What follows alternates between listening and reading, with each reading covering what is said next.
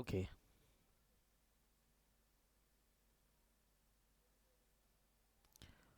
তো ফার্স্টলি আজকে যে কোর্সটা করানো হচ্ছে ডেমো ক্লাস হিসেবেই, সেটা বেসিক্যালি মেডিকেল অ্যাস্ট্রোলজির ওপর। তো বহু মানুষের মেডিকেল অ্যাস্ট্রোলজি নিয়ে রিগার্ডিং কিছু ডাউটস ছিল, যাতে আর ডাউটস না থাকে তার কারণে এই ডেমো ক্লাসটা দেওয়া। দো অলরেডি 15 জন জয়েন করে নিয়েছে, কিন্তু আমি চাইবো যে এই কোর্সটা খুব কন্টেন্টফুল হতে চলেছে।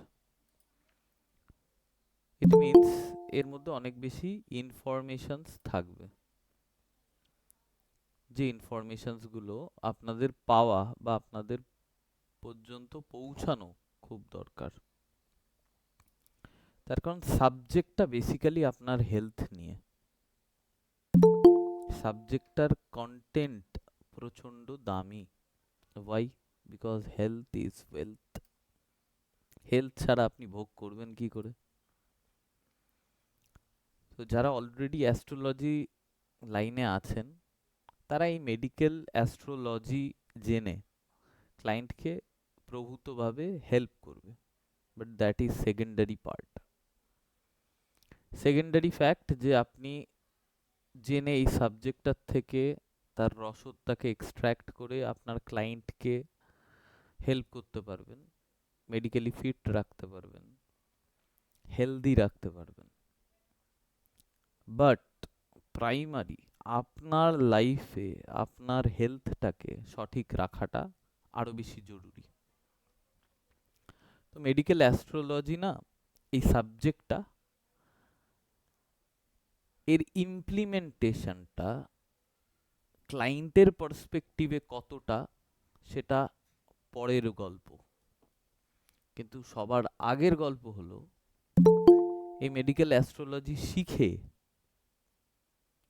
আপনার হেলদি থাকাটা বেশি জরুরি, বেশি ইম্পর্ট্যান্ট। আপনার নিজের এবং আপনার গোটা পরিবারের ভালো থাকাটা, এই ক্ষেত্রে এই কোর্সটার থ্রু আপনারা অনেকটা বেশি ইনফরমেশন পেয়ে যাবেন, যার থ্রু আপনারা অনেক বেশি হেলদি লাইফ লিড করতে পারবেন এবং আনহেলদি স্টেটে থেকে আপনি কোনো জিনিসই ভোগ করতে পারবেন না। সবাই এগ্রি করেন এই পার্টটা, যে হেলথ ইজ হ্যাঁ রিয়েল স্যার। ওয়েলথ? হ্যাঁ স্যার, 100%। তো স্বাভাবিকভাবেই আপনি আগে বুঝে নিন যে এই কোর্সটা কতটা বেশি ইম্পর্ট্যান্ট, তাই না? আর এ যাবৎকালে এখনো পর্যন্ত আমি যা যাই কোর্স করিয়েছি এবং যতজন কোর্স করেছে, চাहे সেটা লাল কিতাব হোক, বাস্তু হোক, ফান্ডামেন্টাল বাস্তু হোক, অ্যাস্ট্রো বাস্তু হোক, মোবাইল নাম্বার নিউমারোলজি হোক,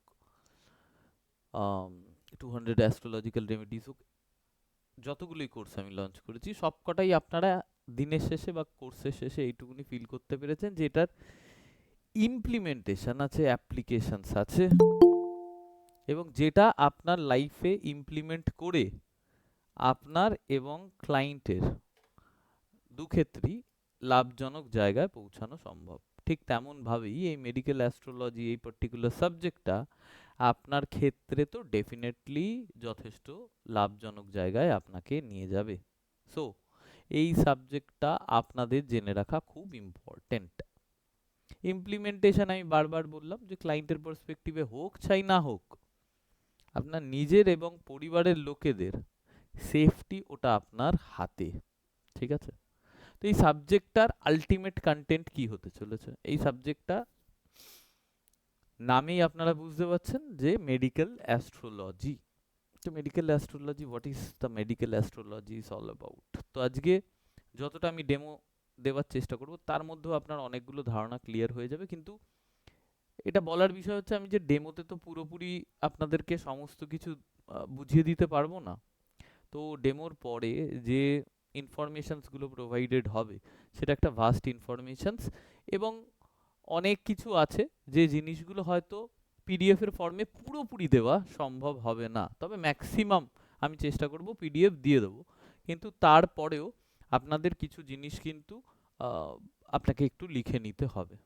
তারপরে ফাইনালি আপনি ওই পার্টটাকে, পুরো মেডিকেল অ্যাস্ট্রোলজির এই সাবজেক্টটাকে আপনারা যে যে পিপিটি দেওয়া হলো এবং সাথে যে জিনিসগুলো ভার্বালি বলা হলো সেই সমস্ত জিনিস মিলিয়ে আপনি একটা প্রিন্ট আউট বার করে, সবকটার প্রিন্ট আউট বার করে একটা স্পাইরাল বাইন্ডিং করে আপনারা রেখে দেবেন, তো আপনাদের কাজে লাগবে। এবং যখন আপনারা চাহে ক্লায়েন্টের চার্ট দেখছেন বা আপনারা নিজেদের হরোস্কোপ দেখার চেষ্টা করছেন, সেই পার্সপেক্টিভে আপনাদের খুব কাজে লাগতে চলেছে এই পার্ট, ঠিক আছে? তো মেডিকেল অ্যাস্ট্রোলজির পার্সপেক্টিভে আপনাদেরকে একটু বোঝানোর চেষ্টা করি যে মেডিকেল অ্যাস্ট্রোলজিতে আপনারা কি কি জানতে চলেছেন। তো আগে তো অবজেক্টিভটা ক্লিয়ার থাকলে আপনাদের বুঝতে সুবিধা হবে যে আলটিমেটলি আপনারা কোনখানে গিয়ে ল্যান্ড করছেন, তাই না? তো জার্নির আগেই আপনার ডিসাইড হয়ে যাওয়া উচিত যে আপনার ডেস্টিনেশন কোথায়, তাহলে আপনি ডেস্টিনেশন পর্যন্ত পৌঁছে যাবেন এবং আক্ষেপ থাকবে না, ঠিক আছে? এবার ফার্স্টলি আপনি কি পেতে চলেছেন মেডিকেল অ্যাস্ট্রোলজির থ্রু, আপনার কোন ভোগে লাগবে সেটা জানা ইম্পর্টেন্ট, তাই না? তো মেডিকেল অ্যাস্ট্রোলজি জেনে আপনি যে ডেস্টিনেশনটা পর্যন্ত পৌঁছাচ্ছেন সেটা আগে আলোকপাত করে দিই। তো ফার্স্টলি কি লেখা আছে যে এটা একটা রোড ম্যাপ আপনার হেলথের, হেলদি লাইফস্টাইল বাঁচার জন্য, ঠিক আছে? তো এই মেডিকেল অ্যাস্ট্রোলজি আপনারা জেনে যে জিনিসটা ফাইনালি জানতে পারছেন, এক মিনিট,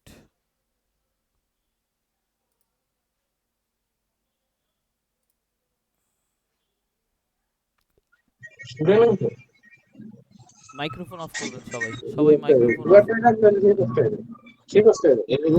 সেই কিনতে হবে, সেই কিনতে সেই যে সেই মাছটা, সেই মাছটা হ্যাঁ? আরে ভাই, মাইক্রোফোন অফ করবে, এক মিনিট দাঁড়ান।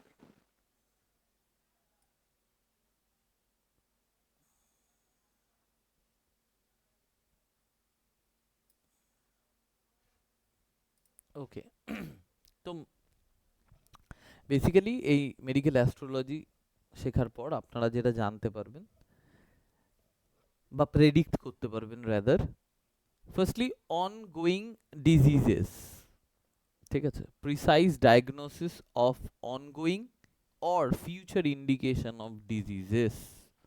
ইট মিনস আপনি হরোস্কোপের থ্রু পারফেক্টলি বলতে পারবেন যে হয় আপনার এই রোগগুলোর মধ্যে রোগ আপনার চলছে, আপনি এই জিনিসগুলো ফেস করছেন, ভোগ করছেন, আদারওয়াইজ আ প্রবাবল ইন্ডিকেশন মিনস আপনার এই জিনিসগুলো আগত ভবিষ্যতে হওয়ার সম্ভাবনা প্রবল। তো ফার্স্টলি আপনি হরোস্কোপের থ্রু আপনি জানতে পারবেন যে কি টাইপ অফ ডিজিজেস হওয়ার চান্সেস আর হাই, বা কি টাইপ অফ প্রবলেম শরীরে আপনার অলরেডি দানা বেঁধে দিয়েছে অ্যান্ড সেটা আপনাকে ফেস করতে হচ্ছে। ওকে, তো সবার আগে তো এই জিনিসটা আপনারা জানতে চলেছেন যে ইন ফিউচারে কি কি হতে পারে, কি কি রোগ হতে পারে, বা কারেন্টলি আপনার কোন রোগ আপনাকে ফেস করতে হচ্ছে।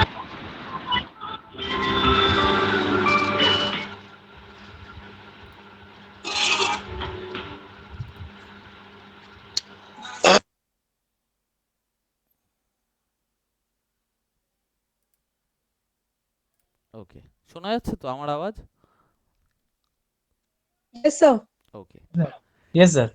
সেকেন্ডলি এই সাবজেক্টটা না বড্ড মজার, মজার মানে ইজিও, ইজি ডায়াগনোসও হয়ে যাবে এবং কোনো কনফিউশনও নেই, এবং আপনারা না আজকেও রিলেট করতে পারবেন যেটা কতটা কারেক্ট, ঠিক আছে?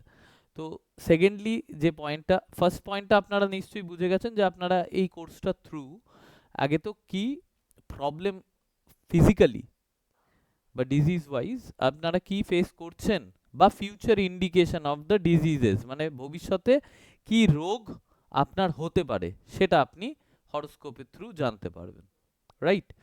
Second point anatomy. Second point anatomy means what, মানে হরোস্কোপ দেখেই এক্স্যাক্টলি পিন পয়েন্টেড আপনার বডির কোন পার্টে গিয়ে অ্যাফেক্ট করবেই করবে এবং তার পেছনে কোনো রকম ডাউট থাকবে না, সেটা পর্যন্ত আপনি নিশ্চিত হতে পারেন।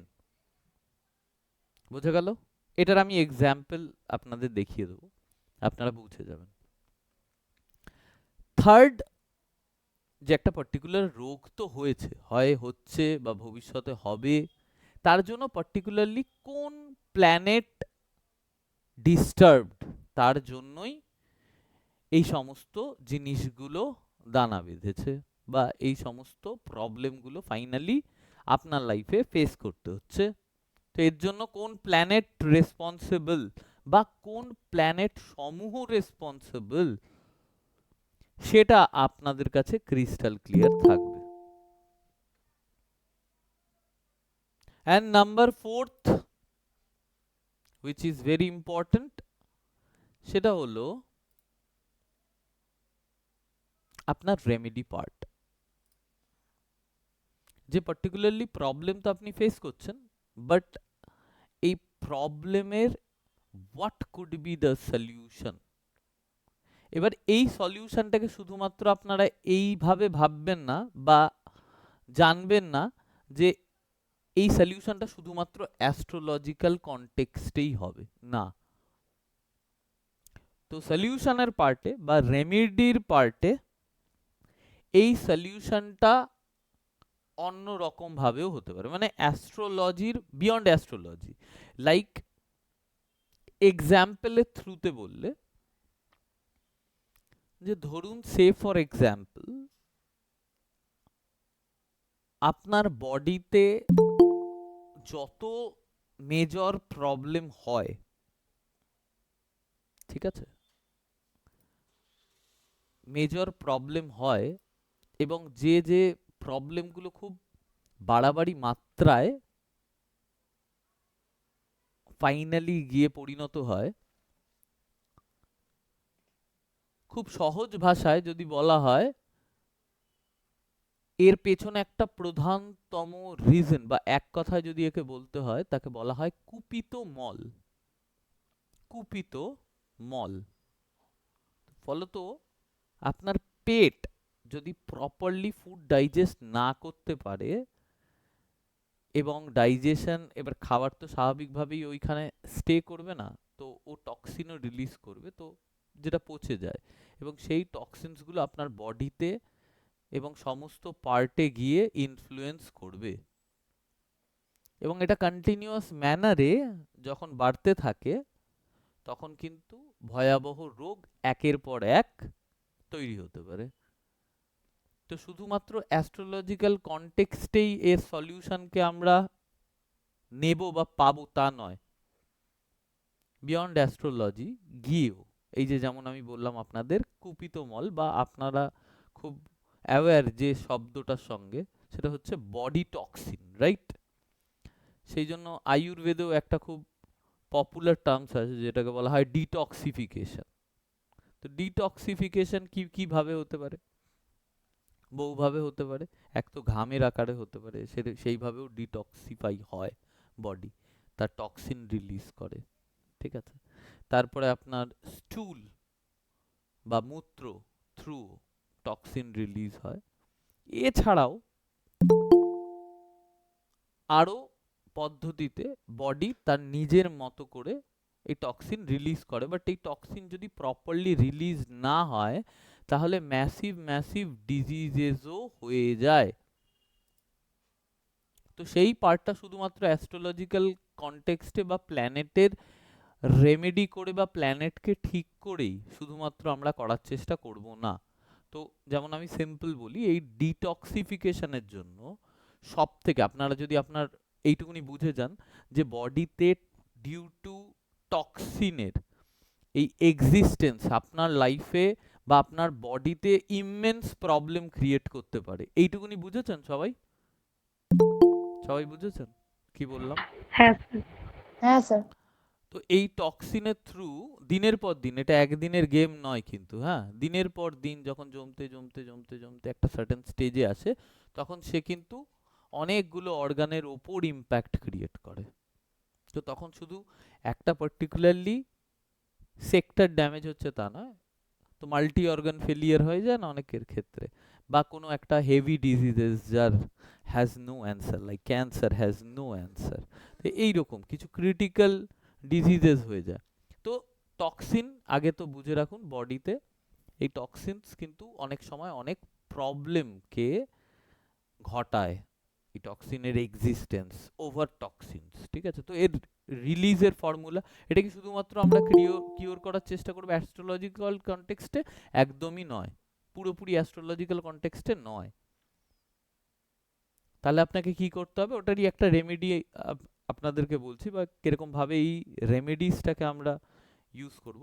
সেটা হচ্ছে যে বডিতে যদি টক্সিন রিলিজ করতে হয় আপনাকে, যাতে আপনারা মেজর কোনো রকম ক্রিটিক্যাল ডিজিজে আপনারা না পড়ে যান ভবিষ্যতে, আমি আপনাদেরকে একটা সিম্পল রেমেডি বলি, যেটা বডিকে মারাত্মকভাবে ডিটক্সিফাই করে, মারাত্মকভাবে ডিটক্সিফাই করে, যেটা কল্পনার অতীত। আপনারা যদি হেলদি লাইফ আপনাদের কাটাতে হয়, হেলদি থাকতে হয় সারা জীবন, তাহলে এইটুকুনি জিনিস জেনে রাখুন যে ভাই, বডিতে টক্সিন রিলিজ করা ইজ ম্যান্ডেটারি থিং, বুঝেছেন? নইলে চাহে যত ভালো শরীরের অধিকারী হোক না কেন, আপনার কিন্তু অনেক রোগ ধরে নেওয়ার সম্ভাবনা বেড়ে যায়। রাইট আর রং, সবাই ক্লিয়ার কিনা? Yes, Yes, sir. Yes, sir. তো এবার Yes. জানতে চান যে বডিতে টক্সিন কিভাবে রিলিজ করতে হয়? yes, sir. Yes, sir. তাহলে একটা সিম্পল সূত্র আপনাদের বলে দিচ্ছি, সিম্পল ফর্মুলা, এইটা করতে আরম্ভ করুন, আপনার বডি আপনাকে অলওয়েজ থ্যাংক ইউ জানাবে। ঠিক আছে, কি করতে হবে? অ্যাশগার্ড জুস হয়। অ্যাশগার্ড জুস মানে, অ্যাশগার্ড জানেন কাকে বলা হয়? অ্যাশগার্ড না স্যার। কে বলতে পারবে অ্যাশগার্ড কি? লাউ লাউয়ের চাল জুস। কুমড়ো। লাউ? না স্যার, ওই এটা হলো ওই যে চাল কুমড়ো, কালার সরি, চাল কুমড়ো। চাল কুমড়ো। তো কচি চাল কুমড়ো আপনাকে বাজার থেকে কিনতে হবে, এইটাকে রেগুলার জুস করে খান, দুটো জিনিস আপনার হয়ে যাবে, ঠিক আছে। নাম্বার ওয়ান, ব্রেন যারা ব্রেন রিলেটেড অনেক রকমের ডিজিজেস হয়, নার্ভ, ব্রেনে তো অনেক বেশি নার্ভ থাকে, এবং ব্রেনের যে স্ট্রাকচার সেটা অনেক বেশি কমপ্লিকেটেড হয়। তো আপনার ইন্টেলেক্ট এনহ্যান্সমেন্টের জন্য অ্যাশগার্ডের কোনো তুলনা নেই। আপনার ইন্টেলেক্টের এনহ্যান্সমেন্টের জন্য, তো আপনি অনেক বেশি ইন্টেলিজেন্টও ফিল করবেন, এবং বডিতে টক্সিন রিলিজ করার এটা রামবান উপায়, যে আপনি অ্যাশগার্ড জুস প্রত্যেক দিন খাওয়া স্টার্ট করুন সকালবেলায় খালি পেটে। যে পরিমাণ টক্সিন আপনার বডিতে জমা হয়েছে এতদিন, সেটা ডিটক্সিফিকেশন ইমেন্স লেভেলের হবে। আপনাদের হয়তো অনেক পুরনো থেকে পুরনো ব্যাধি আপনাদের সারতে আরম্ভ আপনারা করতে দেখবেন। খুব ছোট্ট ইনফরমেশন, একদম ছোট্ট পুচকে ইনফরমেশন, কিন্তু মারাত্মক কাজের ইনফরমেশন। এই ইনফরমেশনটা যে ইমপ্লিমেন্ট করবে সেই একমাত্র এর ফল নিতে পারবে। As simple as that. Ash gourd juice মানে হচ্ছে কচি লাউয়ের জুস, এটাকে ফ্রিজে ঢোকাবেন না, দ্যাটস ইট। ডেলি আনুন, একটা করে আনুন, পরিবারের যতজন আছে খাওয়ান স্যার, আরাম। লাউ না চাল কুমড়ো? ওই সরি, চাল আর কুমড়ো, কতদিন চাল খেতে হবে? চাল কুমড়ো খেতে থাকুন, আপনার বডি ফিল করে যাবে, ঠিক আছে, আপনার বডি ফিল করবে। এবং সব থেকে যে পারপাসটা নিয়ে আমি কথা বললাম, যে আপনার বডি টক্সিনের জন্যই আপনার সমস্ত মেজর প্রবলেমগুলো অ্যারাইজ করে, আপনার বডিতে সমস্ত রোগ বাধা এই টক্সিন, মেজর ডিফিকাল্টিস বা অনেক পুরনো যে ডিফিকাল্টিস গুলো হচ্ছে বডিতে severe sense, due to toxin. Toxin একটা স্যার প্রধানতম এটা কারণ। খায় কি করে? খায় ছোট ছোট টুকরো করবেন, মিক্সি গ্রাইন্ডারে জুস করবেন, ছাকবেন, খেয়ে নেবেন। কাঁচা কাঁচা? কাঁচা, কাঁচা। ও, আর মানে নুন টুন দেওয়া হবে নাকি না? না না না, প্লেন ওইভাবেই শুধু প্লেন প্লেন, ঘুনটে খেয়ে নিতে হবে? একদম। মানে ছেঁকে ছেঁকে? ছেঁকে তো অবশ্যই। ওকে ওকে ওকে, ঠিক ঠিক আছে, আছে। আপনার সকালবেলা খেতে হবে স্যার? সকালবেলা খালি পেটে খেতে হবে, ঠিক আছে। তো এটা বডি টক্সিন রিলিজ করার জন্য সুপারব আপনার কাজ করবে। ঠিক সেকেন্ডলি, আছে। কতটা পরিমাণ স্যার?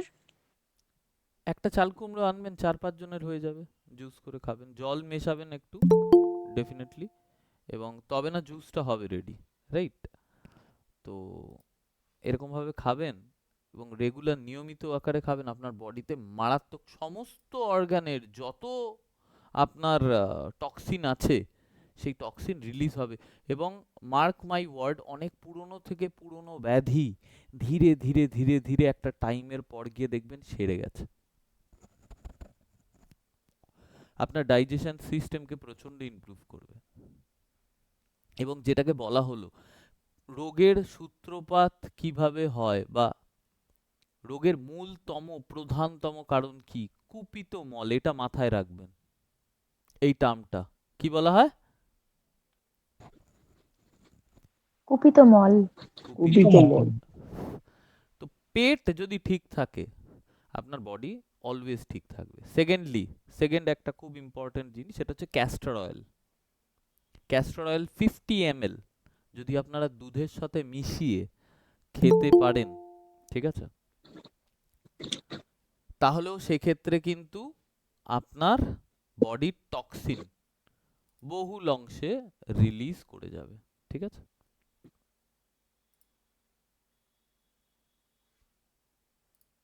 তো এই দুটো জিনিস 15 বললাম। ml না 50 ml? 50 ml, 50 ml। তো দেখবেন এইটা খাওয়ার পর আপনার, স্যার 50 ml ক্যাস্টর অয়েল একদিন খেতে হবে? হ্যাঁ একদিনে, ঠিক আছে, 50 ml। তো 50 ml ক্যাস্টর অয়েল আপনার দুধের সাথে মিশিয়ে আপনি যদি খান, তবে এটা সার্টেন লেভেল অফ টক্সিনকে খুব রিলিজ করে। তবে যদি আপনার পুরোপুরি কমপ্লিট টক্সিন রিলিজ করাতে হয় আপনার বডি থেকে, তাহলে সেক্ষেত্রে আপনার এটা করতে হবে। ওকে, অ্যাশগার্ড জুস, যেটা আমি বললাম যে চাল কুমড়ো জুস আপনারা নিয়মিতভাবে খাওয়া আরম্ভ করুন। সদ্গুরুকে যদি যারা যারা শোনেন, তারা সদ্গুরুর ব্যাখ্যায় বা সদ্গুরু যেরকম ভাবে আপনার তার বডি কে ঠিক রাখার জন্য এই অ্যাশগার্ড জুসের কিন্তু বিশাল ব্যাখ্যা করেছেন, ঠিক আছে। তো এটা সাংঘাতিক ভালো টক্সিন রিলিজ করে। ওকে, আরে বাবা এত লেটে লেটে সবাই জয়েন করলে তো পড়াবো কি করে। ওকে চলুন, তো একটা ছোট্ট ইনফরমেশন জানানোর ছিল, তো শুধুমাত্র বুঝে রাখুন অ্যাস্ট্রোলজিক্যাল কনটেক্সটে নয়, বিয়ন্ড অ্যাস্ট্রোলজির বাইরেও গিয়ে অনেক ধরনের রোগ নিয়ে আলোচনা করা হবে ডিটেলডে, এবং সেক্ষেত্রে আপনারা অনেক বেশি সলিউশন পাবেন। তো প্রাইমারিলি একবার সাম আপ করে নিই, শুধুমাত্র ক্লায়েন্টের জন্য ভাববেন না, এটা কিন্তু প্রাথমিকভাবে আপনার নিজের জন্য খুব ইম্পর্টেন্ট এবং আপনার নিজের পরিবারের জন্য ইম্পর্টেন্ট। তারপরে যদি ক্লায়েন্ট আসে, এটা যদি যখন আপনার কাছে রপ্ত হয়ে যাবে, পুরো ম্যাটারটা রিজলভ হয়ে যাবে, সমস্ত ডটসগুলো যখন একদম আপনারা পেয়ে যাবেন, ঠিক আছে, তখন আপনার কাছে একটা প্রপার রোড ম্যাপ আপনি জেনে যাবেন ফর দ্য হেলদি লাইফ। আচ্ছা সবাই মাইক্রোফোনটাকে আগে কাইন্ডলি অফ করুন, এই আওয়াজ আসছে, আপনাদের মুশকিল হবে রেকর্ডিং শুনতে, আমার কিছু হবে না, ঠিক আছে। সবাই মাইক্রোফোনটা কাইন্ডলি অফ করুন, এতবার বলতে।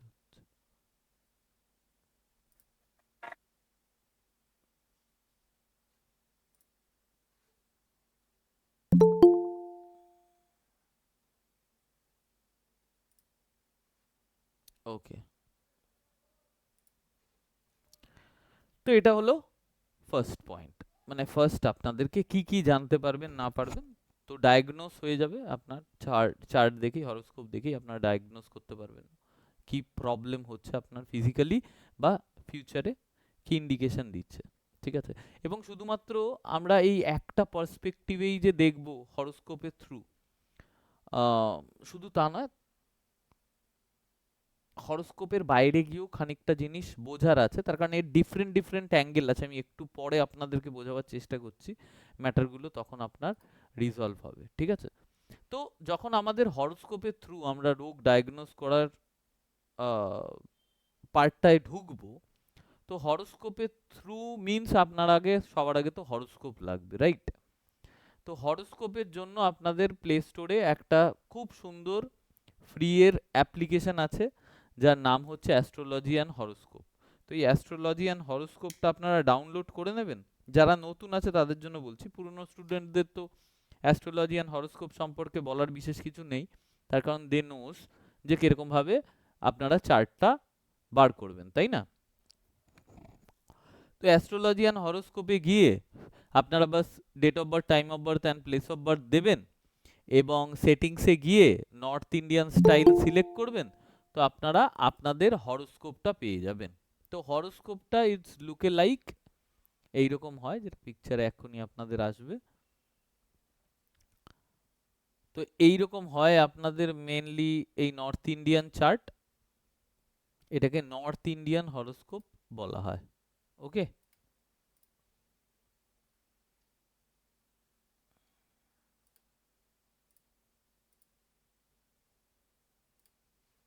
নর্থ ইন্ডিয়ান হরোস্কোপ বলা হয়। তো এই নর্থ ইন্ডিয়ান চার্ট আপনারা পেয়ে যাবেন, তাই না? সবাই দেখতে পাচ্ছেন? হ্যালো, হ্যাঁ স্যার। ওকে, হ্যাঁ স্যার। এক মিনিট দাঁড়িয়ে যান।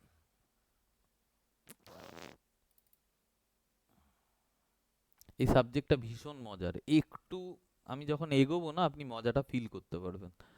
আমি দেখাচ্ছি আপনাদের, এবং আজকে অনেকটা জিনিস আপনাদের না ক্লিয়ার হয়ে যাবে।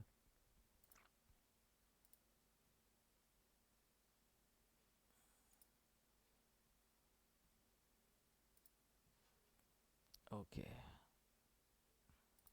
তো that is north Indian chart. তো আপনারা যখন এই হরোস্কোপটা আপনাদের চলে আসবে, আপনাদের ওই অ্যাস্ট্রোলজি অ্যান্ড হরোস্কোপে date of birth, time of birth and place of birth মারলেই আপনার এরকম নর্থ ইন্ডিয়ান স্টাইলের চার্ট খুলে যাবে। তো এটা জেনে রাখবেন যে এটা নর্থ ইন্ডিয়ান স্টাইলের চার্ট বলা হয় অ্যাস্ট্রোলজিতে। আর ফার্স্টে যেটা খুলবে সেটা দ্যাট ইজ ইউর লগ্ন চার্ট। লগ্ন chart means it's a screenshot, মানে যখন জন্মকালীন আপনার জন্ম হয়েছিল তখন সেই সময়কার প্ল্যানেটারি পজিশন, ঠিক আছে। তো এটা হচ্ছে ফার্স্ট হাউস, এটা সেকেন্ড, এটা থার্ড, এটা ফোর্থ, এটা ফিফথ, এটা সিক্স, এটা সেভেন, এটা এইট, এটা নাইন, এটা 10, এটা 11, এটা 12। তো 12টা ঘর থাকে, ঠিক আছে, 12টা ঘর থাকে। এবং হাউস কিরকম ভাবে কাউন্ট হয়, অ্যান্টি ক্লকওয়াইজ কাউন্ট হয়। তো এই জন্যেই যখনই আপনাদের নর্থ ইন্ডিয়ান স্টাইলের চার্টটা আসবে, নো ম্যাটার হোয়াট এখানে কোনো নাম্বার যদি লেখা থাকে, that is not house number, that is রাশি, ঠিক আছে। বাট আমরা রাশি নিয়ে অত বেশি কনসার্ন নই, আমরা শুধুমাত্র হাউসটাকে জানবো। আমাদের দুটো অনলি মেন প্রোটাগনিস্ট বা ক্যারেক্টার আপনাদেরকে জানতে হবে, one is house and second is planet, right.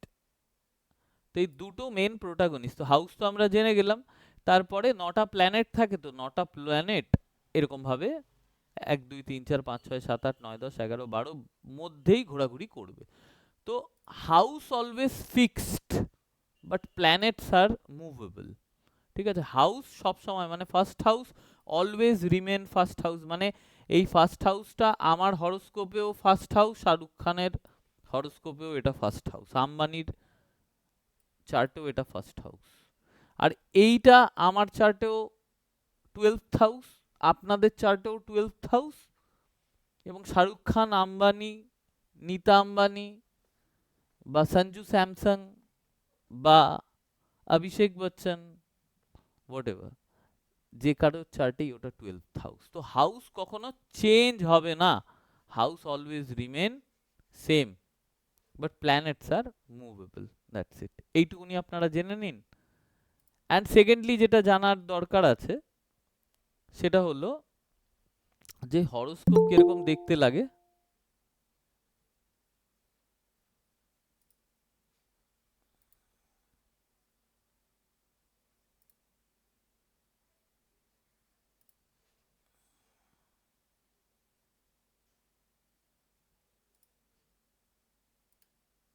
তো হরোস্কোপ যখন অ্যাস্ট্রোলজি অ্যান্ড হরোস্কোপে আপনারা যাবেন তখন আপনারা এইরকম হরোস্কোপ দেখতে পাবেন। তো এটা ফার্স্ট হাউস, এটা সেকেন্ড, এটা থার্ড। এখানে যে 10 লেখা আছে এগুলো আপনার লুক আউট নয়, এগুলো তো অত বেশি চোখ ঘোরাতে হবে না, ঠিক আছে? তো first house always remain first house, এটা সেকেন্ড, এটা থার্ড, এটা ফোর্থ, এটা ফিফথ, এটা সিক্স, এটা সেভেন, এটা 8, এটা 9, 10, 11, 12। ওকে, নেপচুন অ্যান্ড প্লুটো কোনো রকম ভাবে প্ল্যানেটের কনসিডারেশনে আসবে না, ঠিক আছে? বাকি 9টা প্ল্যানেট হয়, সেই 9টা প্ল্যানেট আপনারা দেখবেন হরোস্কোপে পাবেনই পাবেন, ঠিক আছে? যেমন ফার্স্ট হাউস এখানে খালি আছে, সেকেন্ড হাউসে দেখুন বুধ আর বৃহস্পতি আছে, মানে মার্কারি অ্যান্ড জুপিটার। থার্ড হাউসে সান আছে, ওকে। ফোর্থ হাউসে ভেনাস অ্যান্ড রাহু আছে।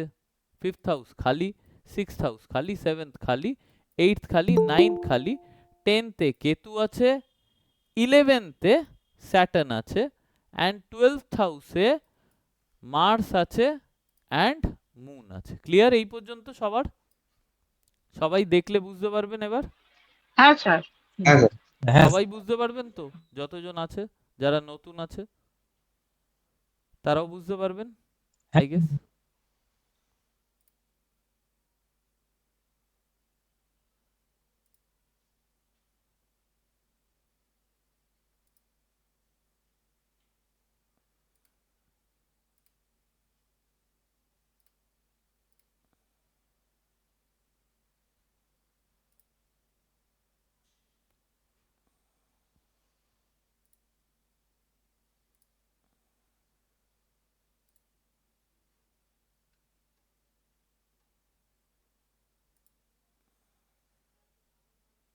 এক মিনিট দাঁড়িয়ে যান।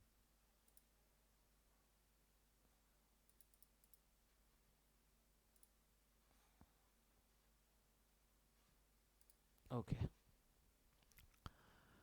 তো আপনারা হরোস্কোপের থ্রু বুঝতে পারলেন 1 to 12th হাউস এবং সেখানে প্ল্যানেটের অবস্থান, রাইট?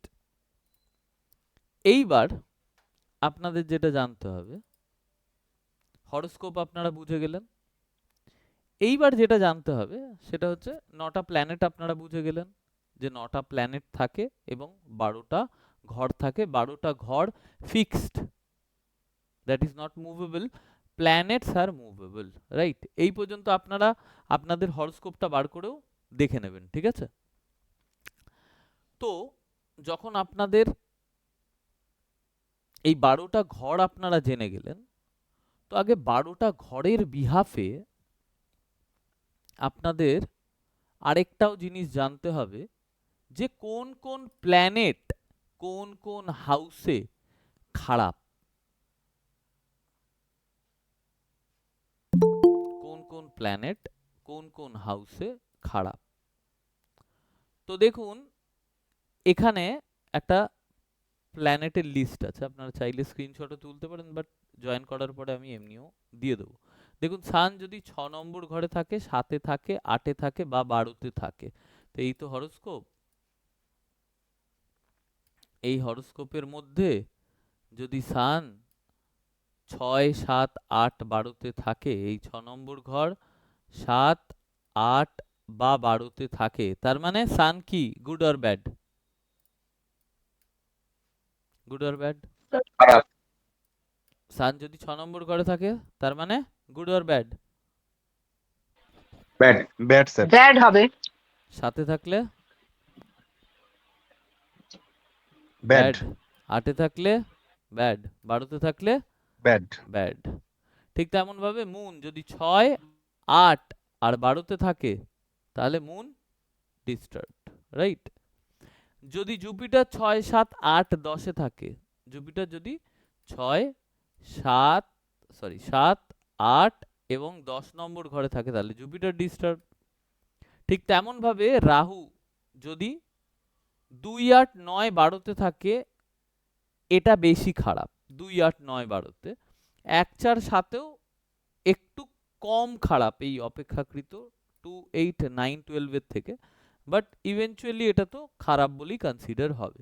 মার্কারি 3, 4, 8, 12-তে খারাপ, ভেনাস 6 নম্বর এবং 8 নম্বর ঘরে খারাপ, কেতু 3 to 8 and 10th হাউসে খারাপ, বাট স্পেশালি 6 নম্বর এবং 8 নম্বর ঘরে বেশি খারাপ, স্যাটার্ন 1 এবং 8 নম্বর ঘরে বেশি খারাপ, মার্স 3, 4, 7, 8-এ খারাপ, বাট 4 এবং 8-এ বেশি খারাপ, আর হ্যাঁ মার্স 4 এবং 8-এ বেশি খারাপ। এটা মার্স ডাবল হয়ে গেছে, 1, 2, 3, 4, 5, 6, 7, 8, 9। ঠিক আছে, ক্লিয়ার সবার কাছে? কোন হাউসে কোন প্ল্যানেট খারাপ এটুকুনি জেনে গেলেন, হ্যাঁ কি না? ইজি? হ্যাঁ স্যার, ইজি। ইজি। হ্যাঁ হ্যাঁ তো এখান থেকে আপনাদের কাছে একদম ক্লিয়ার কাট ইন্ডিকেশন হয়ে গেল যে ভাই এই প্ল্যানেটগুলো যদি এই হাউসে বসে থাকে, তার মানে এই প্ল্যানেটগুলো তো সিম্পল ফর্মে ডিস্টার্বড আছে। ঠিক আছে, তো 1 নম্বর আপনাদের একটা ছোট্ট গল্প বলে দিই, যদি একটা এক্সাম্পল দিই, সে ফর এক্সাম্পল যদি মুন 6 নম্বর ঘরে, মানে আমরা হাউসের থ্রুও রোগ ডায়াগনোস করতে পারি। ঠিক আছে, এটাও একটা ওয়ে আউট যেখান থেকে আপনি প্রি কনসেপশন পেয়ে যাবেন ওয়েদার কি কি রোগ আপনার অনগোয়িং চলছে বা কি কি আসার প্রবাবিলিটিস জন্মে গেছে। ঠিক আছে, যেমন সে ফর এক্সাম্পল মুন বলল 6-এ খারাপ, 8-এ খারাপ, 12-তে খারাপ, right or wrong? Right, sir? হ্যাঁ মুন Right. 6, 8, 12-তে খারাপ। ঠিক আছে, আরেকটা জিনিস আমি আপনাদের বলে দিই, 10 এবং 11 নম্বর ঘরে 50% ড্যামেজড, 50% ভালো। ওকে, তো 10 নম্বর এবং 11 নম্বর ঘরে যদি থাকে তাহলে ভাই এ 50% ভালো, 50% অতটা ভালো নয়।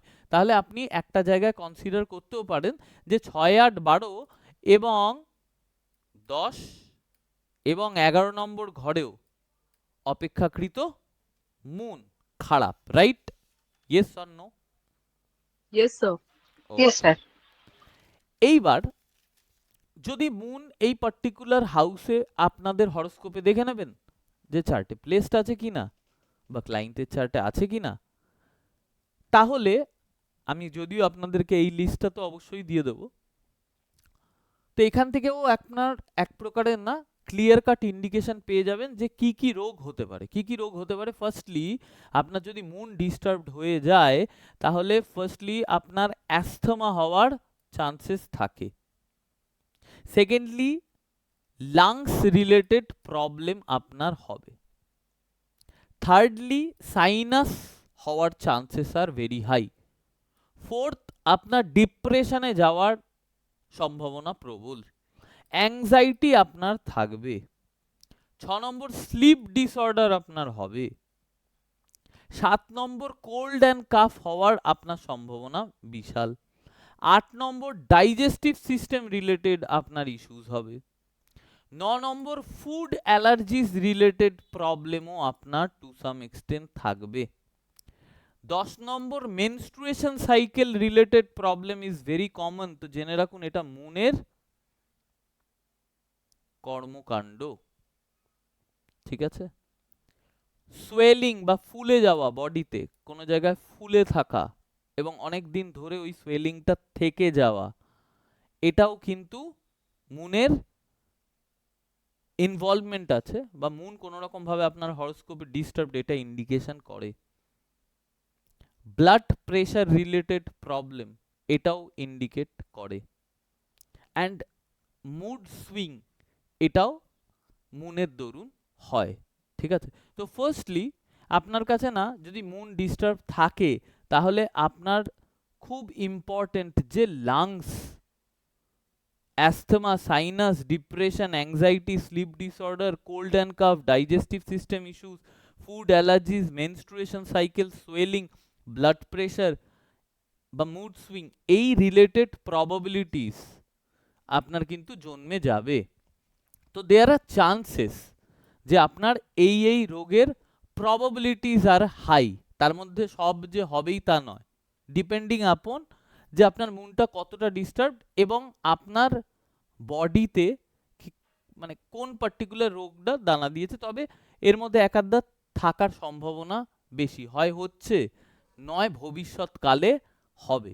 তো প্ল্যানেটের থ্রুও আমরা কিন্তু অনেক সময় রোগ ডায়াগনোস ক্লিয়ার কাট ম্যানারে ধরে নিতে পারি, ঠিক আছে? তো আপনাদেরও যদি মুনের ডিস্টারবেন্স থাকে তাহলে আপনারা না খুব ছাতির দিকে নজর দেবেন, লাংস, ঠিক আছে? তার কারণ পাম্পিং সিস্টেমে সমস্যা হওয়ার দেয়ার আর হাই চান্সেস। ক্লিয়ার? অ্যাস্থমা বা কোল্ড কাফ অত্যাধিক হওয়া, ডাইজেস্টিভ সিস্টেম ইস্যুস আছে কিনা সেটাও দেখে নেবেন, ঠিক আছে? বা মেনস্ট্রুয়েশন সাইকেল রিলেটেড, একটু আগে বললাম যে মহিলাদের মেনস্ট্রুয়েশন সাইকেল রিলেটেড, এটাও কিন্তু মনের কর্মকাণ্ড। ক্লিয়ার? হ্যাঁ কি না? বোঝা গেল? তো এইরকম 9টা প্ল্যানেট আছে, সবাই শুনতে পাচ্ছেন?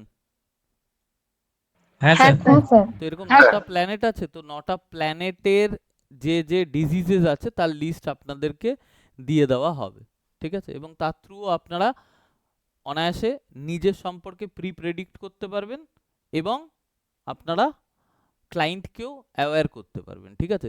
তারপর একটা ম্যাটার আসে, সেটা হচ্ছে ফ্রেন্ডলি অ্যান্ড এনিমি প্ল্যানেট। তার কারণ শুধুমাত্র এই যে মুন যে খারাপ হাউসে বসে থাকলেই যে খারাপ রেজাল্ট দেবে, বা আদার্স প্ল্যানেটগুলো শুধুমাত্র খারাপ হাউসে বসে থাকলেই যে খারাপ রেজাল্ট দেবে তা নয়।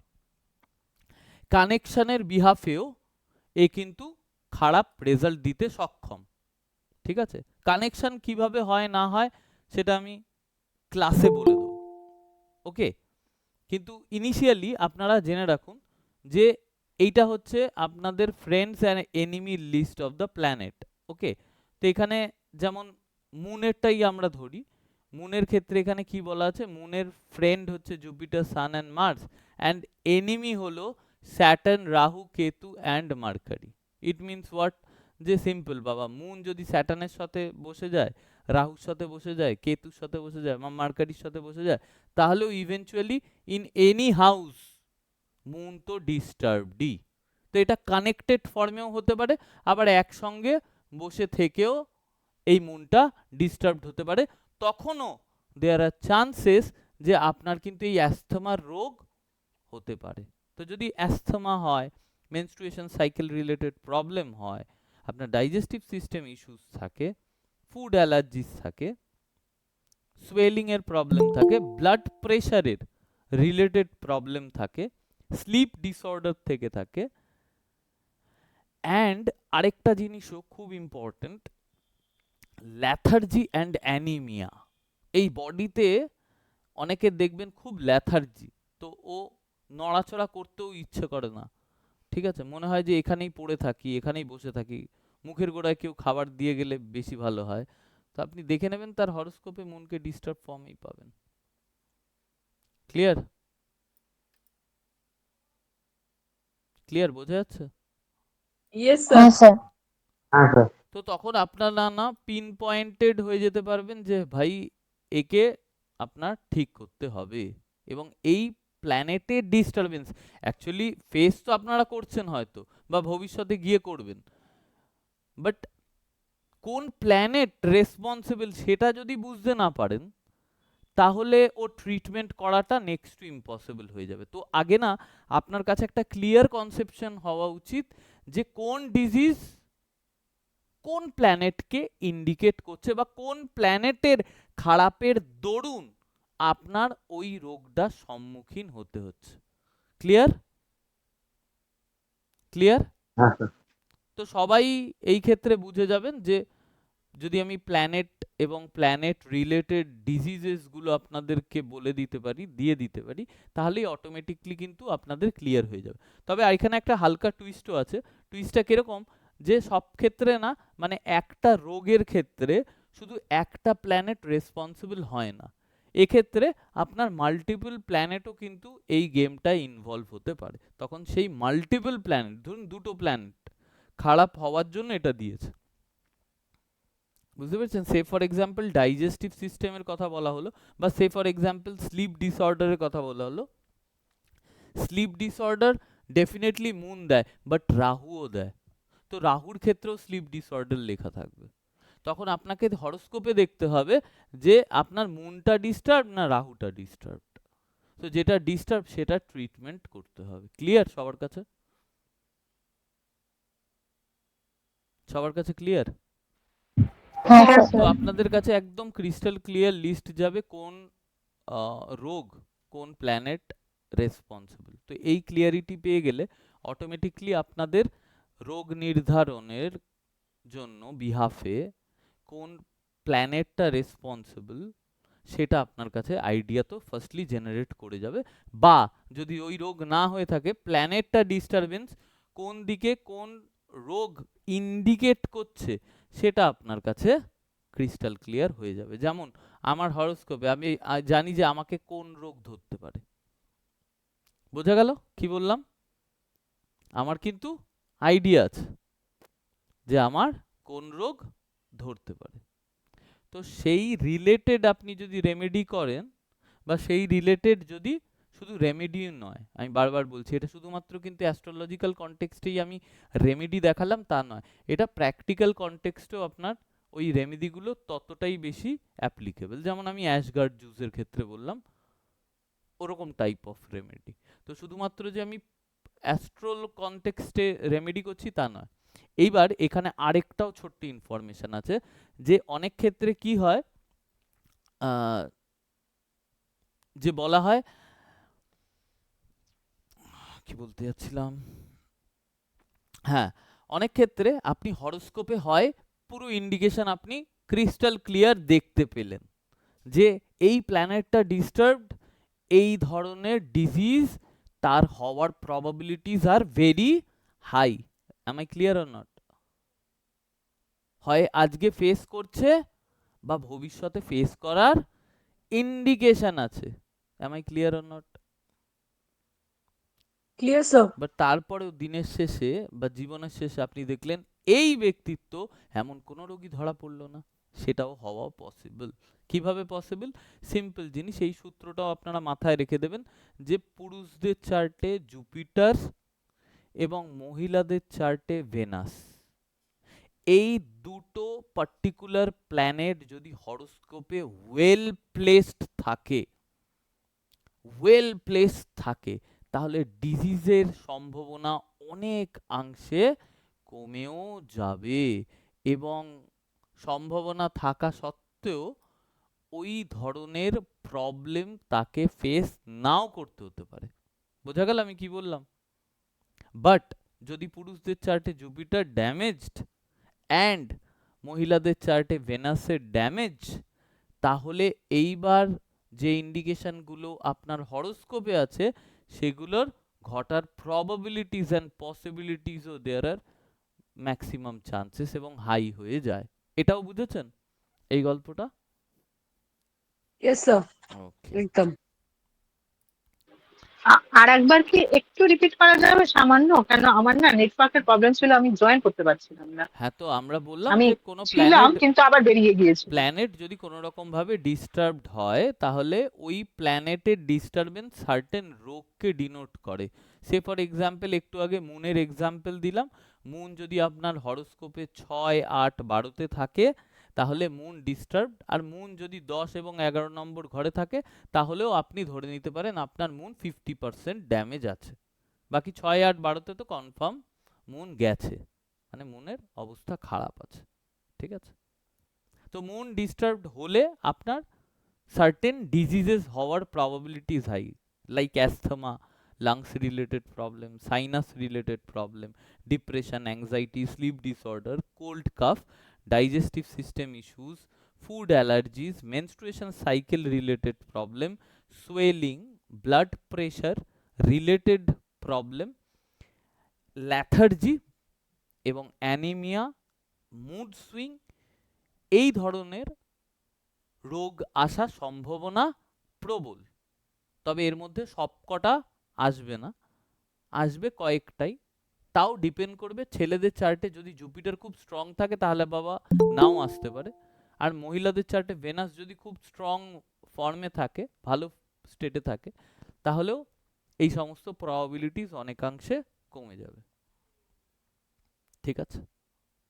আদারওয়াইজ ওকে এই ক্ষেত্রে এই চান্সেসগুলো বেড়ে যায় যে এই ধরনের মানে ডিজিজেস হওয়ার সম্ভাবনা আছে, বা এই ধরনের ডিজিজেস যদি ক্লায়েন্ট অ্যাডমিট করে যে হ্যাঁ আমার হচ্ছে, তাহলে বুঝতে পারবেন যে এই নাটের গুরু বা এই রেসপন্সিবল প্ল্যানেট। তো এটাকে ঠিক করতে হবে, ঠিক করলে আপনি ম্যাক্সিমাম ওখান থেকে কিওর করার রাস্তা দেখে নেবেন। ওকে? ওকে এবারে এটা হলো একটা অ্যাঙ্গেল। সেকেন্ডলি, এখানে আমরা ফার্স্ট যেটা আপনাদেরকে বলেছিলাম ফার্স্ট স্লাইডটায়, এখানে একটা সেকেন্ড পয়েন্ট ছিল অ্যানাটমি বলে। Know which body part is affected or could be affected in near future. এই পার্টটা না ভেরি ইন্টারেস্টিং পার্ট। কিরকম ইন্টারেস্টিং পার্ট আমি আপনাদেরকে বলি। ঠিক আছে? তো এটা খুব ইম্পর্টেন্ট এই কারণে, তার কারণ এটা আপনাকে না একটা খুব বড় ইনফরমেশনের থ্রু অনেক কিছু জিনিসকে ক্লিয়ার করতে সাহায্য করবে। ওকে, হোল্ড অন।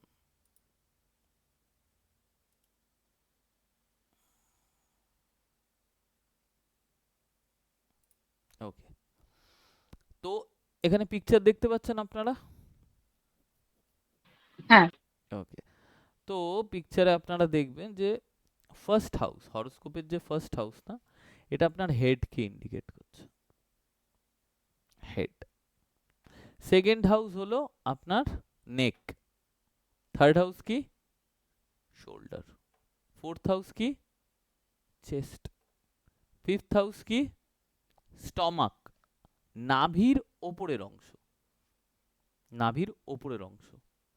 সিক্সথ হাউস কি stomach but lower part of the stomach. Seventh house কি প্রাইভেট পার্ট। এইটথ হাউস কি private part and Thai. Ninth house কি থাই। টেন্থ হাউস কি নি। টেন্থ হাউস কি এই যে কালফ। অ্যান্ড টুয়েলথ হাউস কি ফিট অ্যান্ড অ্যাঙ্কেল। ক্লিয়ার এই পর্যন্ত? হ্যাঁ হ্যাঁ স্যার, হ্যাঁ স্যার। এই পিকচারটা দেখলেই আপনার কাছে ক্লিয়ার হয়ে যাবে, তাই না? তো যদি অ্যাস্ট্রোলজিক্যাল হরোস্কোপে যদি আপনি কোনো পার্টিকুলার হাউসকে ড্যামেজড ফর্মে পান, দেখুন এটা প্ল্যানেট বসেও হতে পারে।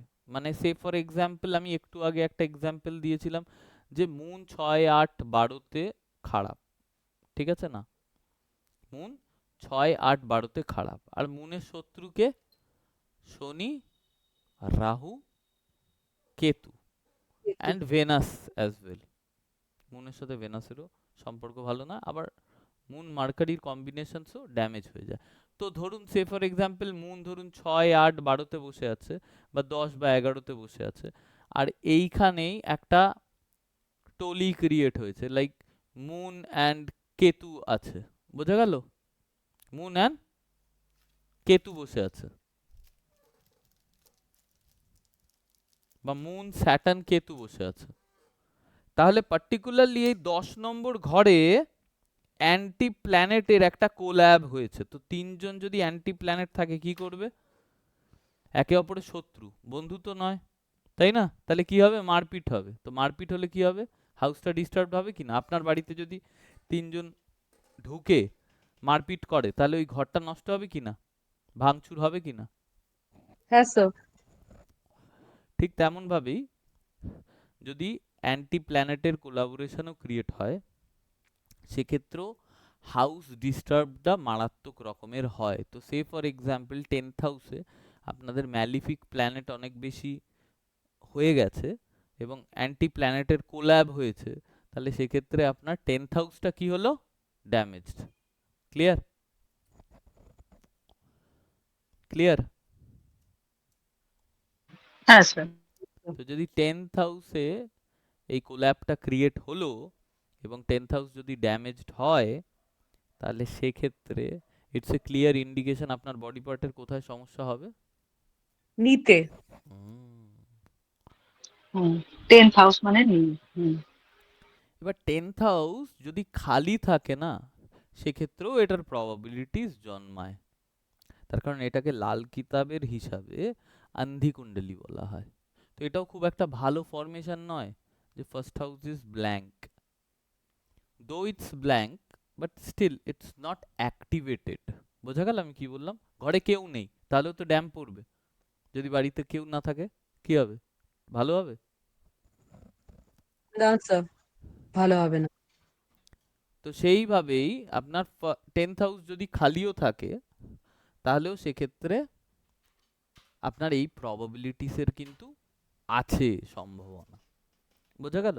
আর যদি মানে একসঙ্গে কয়েকটা অ্যান্টি প্ল্যানেট চলে আসে, মুনের শত্রু চলে আসে বা সানের শত্রু চলে আসে, হোয়াট এভার, কোনো planetary combination wise this 2 planet or 3 planet are not equation wise ভালো নয়, তাহলে সেক্ষেত্রে কিন্তু আপনার 10th হাউস যদি ড্যামেজ হয়, তাহলে মানে হাউস, বক্তব্য হচ্ছে সিম্পল ভাবে এইভাবে বুঝুন, যদি কোনো রকম হাউস ড্যামেজ হয়, সেটা পার্টিকুলার ওই পার্টটাকেও ডিস্টার্ব কনফার্ম করবে। চোখ কান বন্ধ করে বলে দেবেন 7th হাউসে কারোর ডিস্টারবেন্স আছে না, কারোর ডিস্টারবেন্স আছে, তো তার কোথায় সমস্যা হবে? Private part. Private part.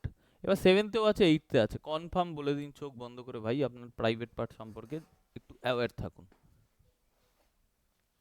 Private পার্টের মধ্যে না কিডনিও এসে যায়, তো তার কিডনি রিলেটেড সমস্যা এবং প্রাইভেট পার্ট রিলেটেড সমস্যা হাই চান্সেস জেনারেট করে যায়।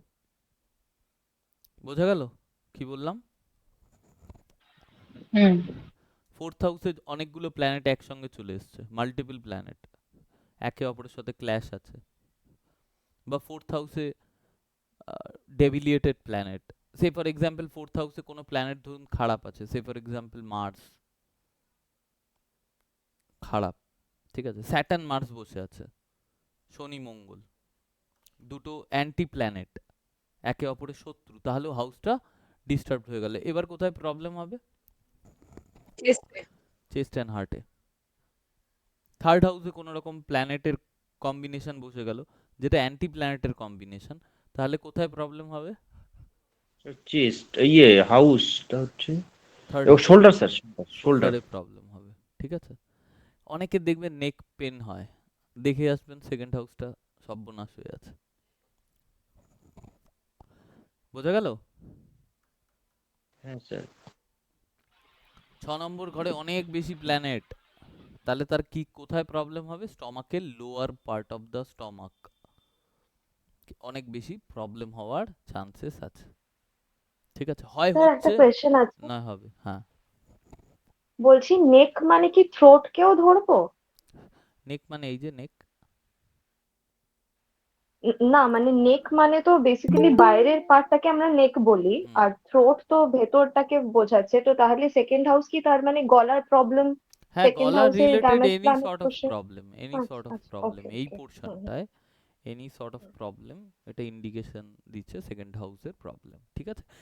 এটা আপনারা দেখে নেবেন, এটা থ্রু না আপনারা ক্লিয়ার কাট একটা ইন্ডিকেশন পেয়ে যাবেন, এবং দ্যাট ইজ কনফার্ম, মানে এটা আজ না হয় কাল, সময়ের অপেক্ষা হতে পারে, কিন্তু হবে নিশ্চিত। বোঝা গেল আমি কি বললাম? এবার এইখানে আপনাদের হাউসের অ্যাজ সাচ যদি ক্লিয়ারিটি না থাকে, তাহলে এইখানে আপনার দৃষ্টির বিহাফেও যে এদের কানেকশন বিল্ড হয়, সেটাকে একটু আপনারা বুঝে নেবেন। তো লাল কিতাবের দৃষ্টি এখানে কিন্তু খুব বেশিভাবে কাজে লাগবে। আচ্ছা, তো দৃষ্টির বিহাফে কানেক্ট হওয়া জিনিসগুলোকে একটু বলে দিই।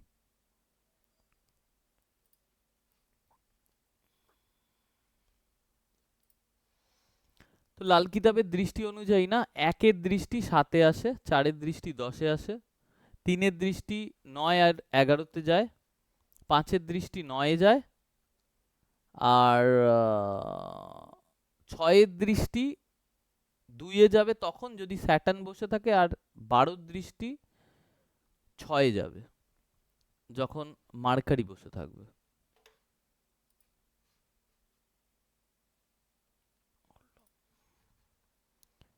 হোয়াট ডাজ ইট মিন? তার মানে ধরুন এখানে স্যাটার্ন বসে আছে ফার্স্ট হাউস, ওকে, আর এখানে বসে আছে ধরুন কেতু, তাহলে এই যে এই একের দৃষ্টি 7-এ যায়, মানে কি হলো, স্যাটার্ন অ্যান্ড কেতুর কম্বিনেশন কোথায় গিয়ে ক্রিয়েট হলো? 7-এ। বোঝা গেল? বোঝা গেল? একের দৃষ্টি কোথায় যায়? সাথে স্যার। 7-এ। 4-এর দৃষ্টি কোথায় যায়? 10-এ। এবার ধরুন 10 এখানে মার্কারি বসে আছে, এখানে বসে আছে কেতু, তার মানে 10 নম্বর ঘরে মার্কারি কেতুর কম্বিনেশন ক্রিয়েট হয়ে গেল। বোঝা গেল? তো Yes, আপনি sir. তো ভাবছিলেন যে এখানে শুধু কেতু বসে থাকায় বোধহয় গন্ডগোল হলো। না, এখানে মুন মার্কারি কেতুর কম্বিনেশনটা ক্রিয়েটও হলো।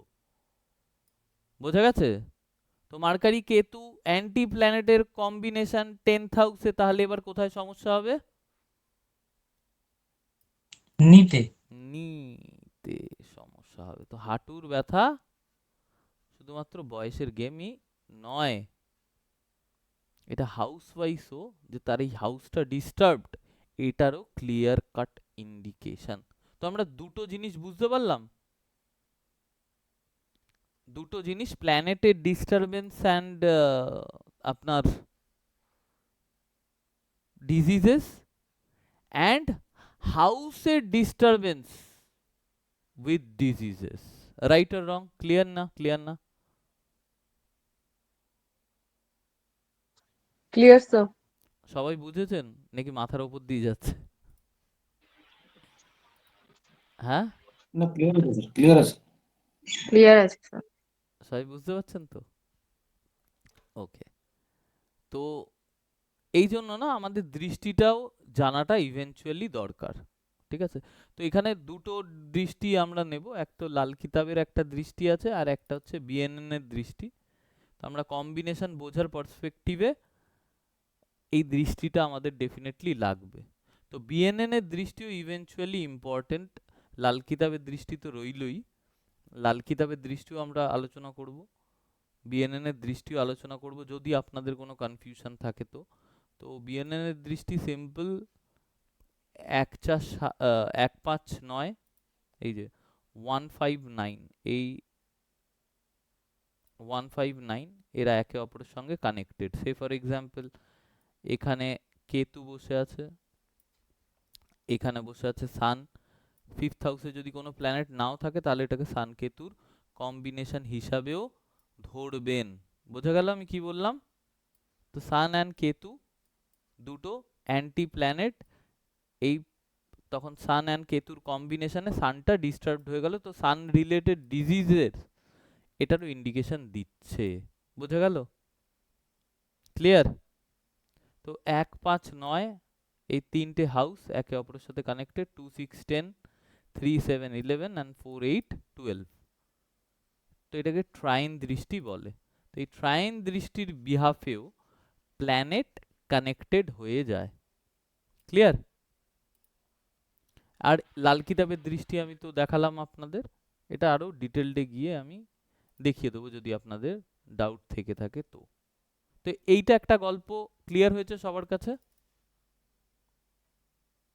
Yes, sir. ওকে, হ্যাঁ স্যার। তো নর্থ ইন্ডিয়ান চার্ট তো আমরা বুঝলাম, নর্থ ইন্ডিয়ান চার্টের বিহাফে হাউসগুলো আমরা বুঝলাম, যেটা 1, 2, 3, স্যার একটা কথা জিজ্ঞেস করবো? 4। হ্যাঁ বলুন। বলছি স্যার, যদি এটা ইস্ট ইন্ডিয়া চার্ট যদি ইউজ করি তাহলে কি সেম মানে সূত্রটা আমরা অ্যাপ্লাই করবো নাকি সেক্ষেত্রে চেঞ্জ হয়ে যাচ্ছে যদি ইস্ট ইন্ডিয়া অ্যাপ্লাই করি একই চার্টটা? হবে, একই হবে। একই ক্ষেত্রে। কিন্তু আমি আপনাদেরকে বলবো নর্থ ইন্ডিয়ান থেকে করা আরম্ভ করুন, নর্থ ইন্ডিয়ান থেকে আপনাদের অনেক বেশি সুবিধা হবে ম্যাটারগুলো। না স্যার, আমি তো নর্থ ইন্ডিয়ান অলরেডি অ্যাপ্লাই করছি, মানে 2024-এ আমি আপনাদের থেকে অনেকগুলো মানে কোর্স করেছিলাম, হুম তো সেখান থেকে বেনিফিট অনেক পেয়েছি। তো হুম এখন অ্যাস্ট্রোলজি নিয়ে কোর্স করছি, তো হুম ওখানে আমাদের ইস্ট ইন্ডিয়া চার্টটাই দেখাচ্ছে। হুম ঠিক আছে, দেখে নিন। ওটা একটা আপনি অ্যাস্ট্রোলজি ক্লাস করাবেন মানে, না এখন অ্যাস্ট্রোলজির লাল ক্লাস তো কিতাব? চলছে, লাল কিতাবের কোর্স চলছে, আর 5টা না ক্লাস স্যার, বাকি ওটা আছে। না, নর্মাল লাল কিতাব নয়, লাল ফুল কিতাবই অ্যাস্ট্রোলজি। শুধু না, ফুল অ্যাস্ট্রোলজি বলতে লাল কিতাবই অনলি ওই পদ্ধতি পড়ানো হয়, এছাড়া কোনো নয় অ্যাস্ট্রোলজির জন্য। তো এটা কতগুলো ক্লাস হয়েছে স্যার? মানে 30টার এখন কি মতো জয়েন হয়ে গেছে। হ্যাঁ, জয়েন করতে পারবেন, আমি আপনাকে পুরো রেকর্ডিং দিয়ে দেবো। আর 5টা 6টা ক্লাস বাকি আছে। ও স্যার, নেক্সট ব্যাচ কবে হচ্ছে? তাহলে নেক্সট ব্যাচে যাবলে মানে জয়েন করে যাবো। নেক্সট ব্যাচ আপনাদের কাছে আপডেট যাবে, তখন জয়েন করতে পারবেন। Okay sir. ঠিক আছে, ওকে। তো এটা গেল একটা পারসেপশন, ক্লিয়ার আপনাদের। এক তো হাউস ওয়াইজও বুঝতে পারলেন, তাই না? তো যদি ধরুন ফার্স্ট হাউসেই কোনো ডবল প্ল্যানেটের কম্বিনেশন থেকে থাকে, সেই প্ল্যানেটটা ডিস্টার্বড হচ্ছে বা হাউসটা কোনো রকম ভাবে ডিস্টার্ব হলো, তাহলে এটা কি ইন্ডিকেট করছে যে তার হেড রিলেটেড প্রবলেম হওয়ার সম্ভাবনা প্রবল। সে ফর এক্সাম্পল এখানে জুপিটার রাহু বসে আছে, জুপিটার প্লাস রাহু যদি বসে থাকে, তাহলে কোথায় সম্ভাবনা আছে? সমস্যা কোথায়? মাথায় ব্রেনের ব্রেনে। তো brain related any sort of problem তার হওয়ার প্রবাবিলিটিস হাই। এই ছোট্ট জিনিসটা যদি আপনারা বুঝে যান, এবং আপনারা হরোস্কোপে আই হোপ অনেকেই দেখা শিখে গেছেন বা হরোস্কোপ দেখছেন, এই ম্যাটারটা রিলেট করতে পারছেন এবার বডি পার্টসের সাথে। হ্যাঁ স্যার, একদম মিলে যাচ্ছে। যাচ্ছি। হুম, বোঝা যাচ্ছে স্যার? একদম রিলেট করবে। তো এই সেকেন্ড যে ফেজটা আমি আপনাদের ধরলাম, এটা একটা অ্যাসপেক্ট বা এটা একটা দর্শন বলতে পারেন। এইভাবেও আপনাদের ক্লিয়ার কাট ইন্ডিকেশন আপনি ক্লায়েন্টকে জেনারেট করে দিতে পারেন, এবং তার আগে তো ক্লায়েন্টকে দেবেন চাই না দেবেন, নিজের জন্য আগে অ্যাওয়্যার হয়ে নিন ভাই, কোন পার্টের ওপর সব থেকে বেশি হানি বা যেখানে ঝড় ওঠার প্রবাবিলিটিস আছে সেটাকে বুঝে নিন, এবং সেই সম্পর্কে যথেষ্ট ওয়াকিবহাল থাকুন। কারণ আপনার কনসাসনেস আপনাকে অনেক প্রবলেম থেকে রিজলভ করে দেন। তো প্রিভেনশন ইজ বেটার দ্যান কিউর। তো সেই সম্পর্কে আপনারা খুব ভালো করে অ্যাওয়্যার হয়ে নিন, রাইট? তো যদি কারোর 4th হাউসে অনেক বেশি ডিস্টারবেন্স থাকে, তাহলে তার কি কোনখানে সমস্যা হবে? চেস্ট আর heart. Chest and heart. Second house neck, তাই না? Third house shoulder. Shoulder sir. 4th house heart and lungs, তাই তো? তাই তো? হ্যাঁ স্যার। 5th হাউস হ্যাঁ। Stomach. upper part of the stomach, right? 6th house lower parts of lower part of the stomach. 7th house এ অনেকের গন্ডগোল আছে। 7th house means private parts sir. private Private part. 8th house private part and thighs. private part and thighs. 7th and 8th এ যদি দুটোই গন্ডগোলের planet বসে থাকে, সে ফর এক্সাম্পল ভেনাস, আর এইখানে ধরুন দেখলেন জুপিটার প্লাস রাহু, তো একে কনফার্ম আপনি বলতে পারেন কি, যে ভাই এর private part related problem confirm হবেই। তো এটাও আপনাকে ক্লিয়ার কাট ইন্ডিকেশন দিয়ে দেয়। 9th house thighs. Thighs. 10th house knee sir. Knee. তো দেখবেন আপনারা 10th হাউসেও অনেক সময় অনেক প্ল্যানেটের কম্বিনেশন আপনার নি প্রবলেমের ইন্ডিকেশনকে অনেক বেশি কনফার্ম করে দিচ্ছে। 11th house calf muscle. Calf muscle, ঠিক আছে? নিচের আর 12th house feet and ankle, right? তো এই একটা পারসেপশন আমরা জানলাম, রাইট? এবার আরেকটা পারসেপশন আপনাদের জানাটা ইম্পর্টেন্ট। কি দেখুন, হরোস্কোপে 4টে সার্টেন হাউস আছে, যে 4টে পার্টিকুলার হাউসেস আপনার এই রোগ নির্ধারণের পার্টে খুব ইম্পর্টেন্ট। তো এটাও এক প্রকারের আরেকটা অ্যাঙ্গেল, ঠিক আছে? তো সবকটা অ্যাঙ্গেলই আপনাদের জানাটা দরকার এবং তারপরে গিয়ে আপনি কোনো একটা সিদ্ধান্তে গিয়ে পৌঁছাবেন। তো সবকটা অ্যাঙ্গেল আপনার জানা বোঝা ইম্পর্টেন্ট। ফার্স্টলি হচ্ছে ফার্স্ট হাউস। 4টে হাউস বলবো, 4টে হাউস একটুখানি আপনারা মাথায় রাখবেন, ওকে?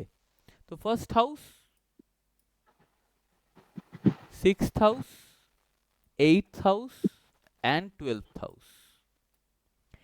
এই যে 4টে হাউসেস আছে না, এই 4টে হাউসই আপনার ওভারঅল এই ডিজিজের সঙ্গে বা আপনার শারীরিক ব্যাধির সঙ্গে কিন্তু ওতপ্রোতভাবে কানেক্টেড। কি কি হাউস? 1, 6, 8 অ্যান্ড 12। 12 ঠিক আছে? তো ফার্স্ট হাউস কি বলছে? ফার্স্ট হাউস হলো আপনার ওভারঅল হেলথ। ওভারঅল হেলথ, যে আপনি ওভারঅল কতটা ফিট অ্যান্ড ফাইন থাকবেন এর ইন্ডিকেশন বা এর উত্তর আছে আপনার ফার্স্ট হাউসের কাছে। 6th হাউস আপনাকে কিরকম ধরনের গল্প বলবে বা কিরকম ধরনের ক্লিয়ারিটি দিতে পারে, এটা আপনাকে ইন্ডিকেশন দেবে রোগ সম্পর্কে, কি ধরনের রোগ বা কোন রোগ হওয়ার সম্ভাবনা আছে, এইটা আপনারা ডায়াগনোস করতে পারেন 6th হাউস থেকে। 8th হাউস আপনাকে কি গল্প বলতে পারে? 8th হাউস আপনাকে দুটো জিনিসের গল্প প্রাইমারিলি বলবে। One is your stress life or your mental health. তো অনেকে না প্রচন্ড স্ট্রেসফুল স্টেজে থাকে এবং কন্টিনিউয়াস দেখবেন কিছু না কিছু অ্যাংজাইটি করে যাচ্ছে, এটাও ক্লিয়ার ইন্ডিকেশন যে ভাই আপনার 8th হাউস ড্যামেজ আছে। আপনি প্রচন্ড বেশি stressed person, no matter what এখানে কোন প্ল্যানেট বসে আছে না আছে, আপনি জানবেন 8th house particularly negatively perform করছে। বোঝা গেল?